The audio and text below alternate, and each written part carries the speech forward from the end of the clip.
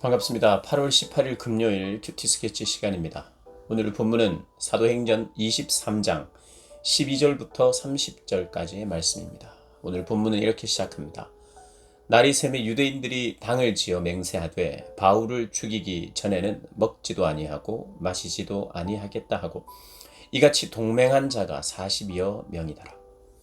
오늘 본문은 사도 바울 그리고 사도 바울을 죽이려고 하는 사람 그리고 그 중간에 중재하는 사람, 물론 중재라기보다는 로마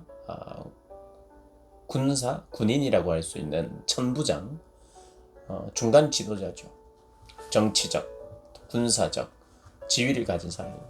그 사람의 어떤 특징, 그리고 그 사람의 행동의 동기, 그것이 무엇인지를 보여줍니다. 유대인들은 일단 바울을 무조건 죽이려고 합니다. 왜냐하면 그들에게 있는 그 죄를 드러냈기 때문입니다. 그들의 신앙생활이 잘못되어 있음을 제시하기 때문에 그것이 찔림이 되고 아파서 불같이 그들의 그 죄악된 마음이 일어나서 죽이려고 합니다. 그 의지를 어떻게 표현하냐? 먹지도 않겠다. 죽을 때까지는 우리가 절대 먹지도 않겠다. 한 40명이 그런 결의한 사람들이 모였어요. 유대인들이 당을 지었습니다. 맹세를 합니다. 바울을 죽이기 전에는 먹지 아니하고 마시지도 않겠다. 이런 결단을 내립니다. 아마 먹지도 않고 마시지도 않고 그러면 그 사람들 원래는 죽어야 되는데 최소 몇 년 후에 사도 바울이 죽으니까 이 사람들 사실은 죽어야 되죠. 그런데 아마 죽진 않았겠죠. 그만큼 그들이 사도 바울을 죽이려고 하고 있다는 겁니다. 그런데 그 상황을 어떤 그 바울의 생질이 족하죠. 그걸 알았어요. 사도 바울을 죽이려고 하는 사람이 40명이나 있다. 맹세한 사람이 있다. 그리고 사도 바울을 이제 여기 보면 15절에 너희는 그의 사실을 더 자세히 물어보려는 척하면서 공회와 함께 천부장에게 청하여 바울을 너희에게로 데리고 내려오게 하라.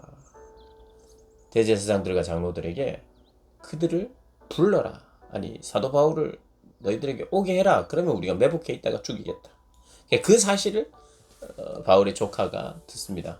하나님께서 보호하시는 거죠. 그걸 듣고 천부장을 찾아가게 만듭니다. 사도 바울을 만납니다. 나가시면 안 된다고. 나가면 안 된다. 지금 매복해서 죽이겠다고 밥도 안 먹고 있는 사람들이 있다. 그래서 그것을 천부장에게 결국에는 알리게 됩니다.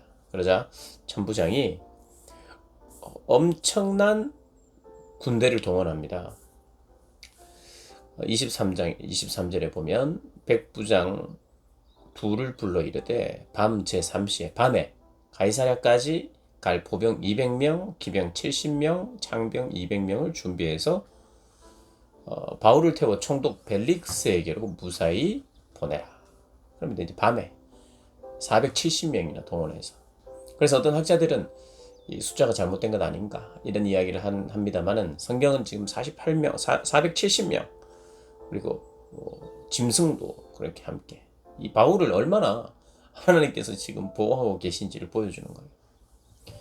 보면 자기 자신을 보호하면서 살기를 원하는데 사람들이 그래서 자기 자신을 보호하기 위해서는 때로는 불의와 맞서지 못하고 타협하기도 하고 이렇게 사는 삶이 대부분이죠. 근데 사도 바울은 그렇지 않습니다. 자기가 살기 위해서 자기를 보호하는 경우는 없습니다. 복음을 전하기 위하여 하나님이 보호하시는 것이지 자기가 자기를 피하거나 자기가 자기의 꾀나 방법으로 자기를 보호하지 않습니다. 나를 보호할 분은 하나님이다. 이렇게 믿고 그는 복음을 전합니다. 그 복음을 전하는 인생, 하나님의 뜻대로 가는 인생을 하나님께서는 군대를 동원해서라도 보호하시는 것을 오늘 본문을 통해서 볼 수가 있습니다. 자기 살이 사욕을 위하여 살아가는 사람들이 바울 외에 여기 유대인들이요, 또 여기 천부장입니다. 이 천부장이 편지를 써서 벨릭스 총독에게 보냅니다. 어떻게 썼느냐? 26절에 보면 글라우디오 루시아는 이 사람이 천부장 이름입니다. 글라우디오 루시아. 루시아는 벨릭스 각하께 문안합니다. 하면서 이제 내가 지금 바울을 보내는데 바울은 어떤 사람이냐 하면 내가 보호한 사람이다. 사실 죽을 뻔한 사람인데 이 사람은 사실 로마 시민이다. 내가 로마 시민을 보호했다. 원래는 이 사람이 보호하려고 보호한 게 아니에요. 나중에 로마 사람인지는 알게 됐고 또 어쨌든 자기도 막 때리려고 했어요. 그러나 자기가 보호했다고 합니다. 그러니까 자기의 유익을 위하여 내가 지금 정치 잘하고 있습니다. 각하여. 이 사람 좀 맡아주십시오. 이 사람 죽도록 내가 내버려 두지 않았습니다. 정당한 로마의 폐가 가지 않도록 그리고 우리 이 지역에 문제가 생기지 않도록 저는 그렇게 했습니다. 로마 사람을 제가 보호했고요. 그리고 음모를 내가 발견했고 그것을 저지했습니다. 사실은 이 로마 사람인 이 로마 시민권을 가진 이 바울을 유대인들이 죽이려고 했는데 내가 그것을 미리 발견하고 그것을 저지하고 각하께 보냅니다. 이렇게 이야기를 하는 거예요. 그러면서 28, 29절을 보면 유대인들이 무슨 일로 그를 고발하는지 알고자 하여 그들의 공회로 데리고 내려갔더니 고발하는 것이 그들의 율법 문제에 관한 것뿐이요 한 가지도 죽이거나 결박할 사유가 없음을 발견했습니다. 하고 이제 자기가 잘 뭔가 조사한 것처럼 이제 이야기를 합니다. 물론 이 하나님의 보호하심이 있지만 그는 순수하지 않았어요. 그의 동기가 갑자기 각하에게 보고할 때는 자기가 유리한 쪽으로 나는 잘하고 있었습니다. 마치 도둑질 하려고 집에 들어갔는데 집에 막 사람이 지금 막 쓰러져서 막 죽으려고 하는데 그 사람 도와줬다고 해서 내가 원래는 도와주려고 했다라든지 뭐 이렇게 말을 바꾸는 그런 격일 수 있는 그것과 뭐 비슷하진 않지만 그런 갑자기 자기 동기가 처음부터 나라를 위한 것처럼 사실은 이런 종류의 이야기는 우리가 정말 잘해요. 내 유리한 쪽으로 저를 비롯하여 대부분의 사람들이 원래 동기나 그런 것이 그렇지 않더라도 상황이 이렇게 되면 저렇게 되면 핑계하고 합리화하고 나를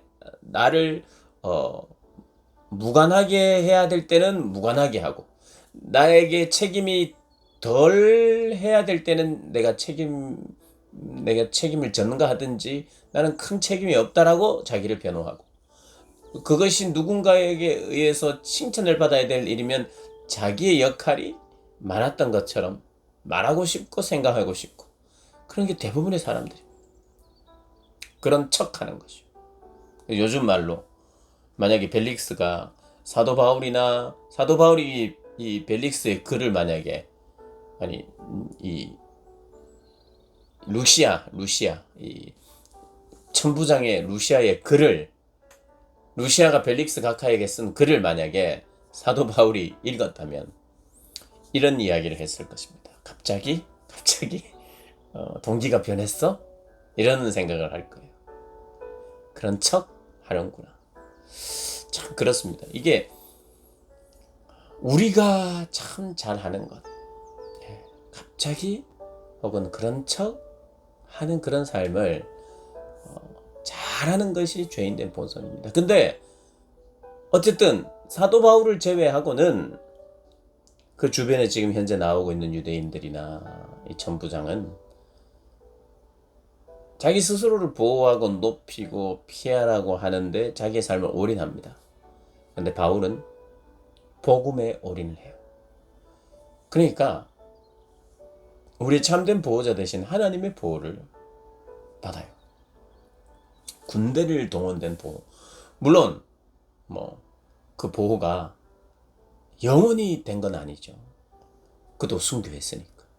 그러나 하나님이 맡기신 일을 할 때까지는 하나님이 이렇게 보호하시는 것입니다. 그래서 오늘 본문 통해서 우리가 한번 생각해 봐야 합니다. 나는 하나님의 보호를 진짜 받고 있는가? 내가 나를 보호하려고 하고 내가 나를 챙기려고 하고, 물론 그런 것이 전혀 필요 없다는 건 아니에요.